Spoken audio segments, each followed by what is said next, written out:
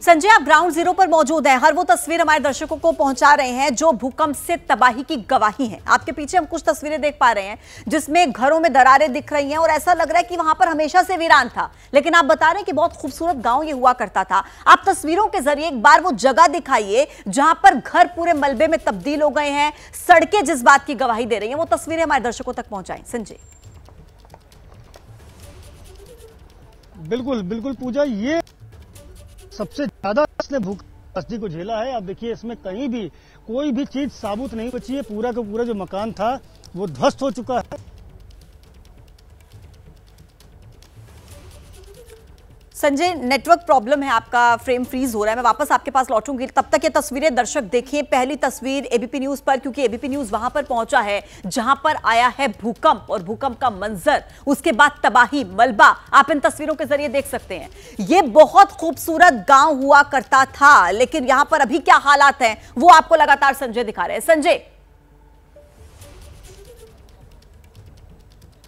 जी जी जी, बिल्कुल बहुत खूबसूरत गांव है, वादियों के बीच में बसा हुआ है, बगल में नदी बह रही है, भेरी नदी।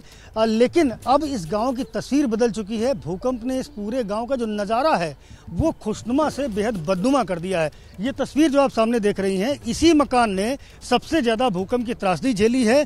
6 लोगों की मौत इस मकान में हुई है। कच्चा मकान था, गरीब लोग हैं और उसी तरीके से अपना आशियाना इन्होंने बना रखा था। लेकिन भूकंप जब शुक्रवार की रात आया तो इसमें 6 लोग मौजूद थे, जिनमें 2 बुजुर्ग थे, 4 बच्चे थे। बुजुर्ग मेहमान थे जो कहीं बाहर से आए हुए थे और वो सारे यहाँ रुके हुए थे। लेकिन एक झटके में सभी की जिंदगी की डोर टूट गई। आप देख सकते हैं इस मकान में पूजा कुछ भी साबुत नहीं बचा है। सारा का सारा जो मकान है पूरा मलबे में तब्दील हो चुका है। जहाँ पर खुशियाँ होती थी, बच्चे खेलते कूदते थे, वहाँ आप चारों ओर देख सकते हैं महिलाएं मातम पुरसी कर रही हैं। और ये एक ही तस्वीर नहीं है, आसपास के कई जो मकान है, इधर मैं कहूँगा यहीं से दिखाएं, यहीं से खड़े होकर के तस्वीर दिखाएं। ये जो मकान है, भैया थोड़ा हट जाइएगा, ये मकान है, ये देखिए, ये भी मिट्टी का कच्चा मकान है। यहाँ गांव में इस तरह के ही मकानों में लोग रहते हैं और उस तरह के जो मकान है वो लगातार भूकंप की चपेट की आने की वजह से ध्वस्त हो गए हैं या फिर उनमें बड़ी बड़ी दरारें आ गई हैं। अब इन मकानों के भीतर कोई जाने को तैयार नहीं है। भीतर मैं देख पा रहा हूँ यहाँ से कि अंदर भी पूरा मलबा पड़ा हुआ है, जिसको निकालने के लिए यहाँ जेसीबी मशीन लगाई गई है और दूसरे उपकरण लगाए गए हैं। लोग भी यहाँ लगातार राहत कार्य में जुटे हुए हैं।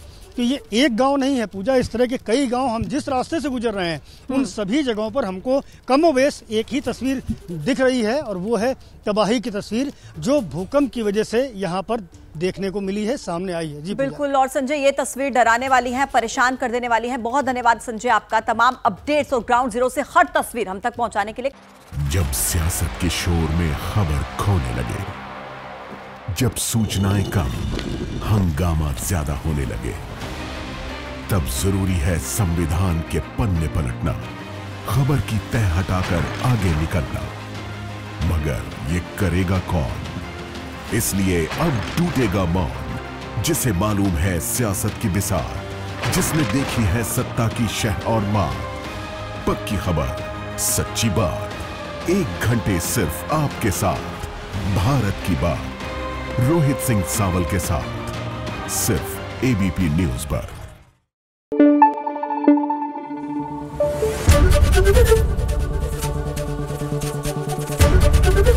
एबीपी न्यूज आपको रखे आगे।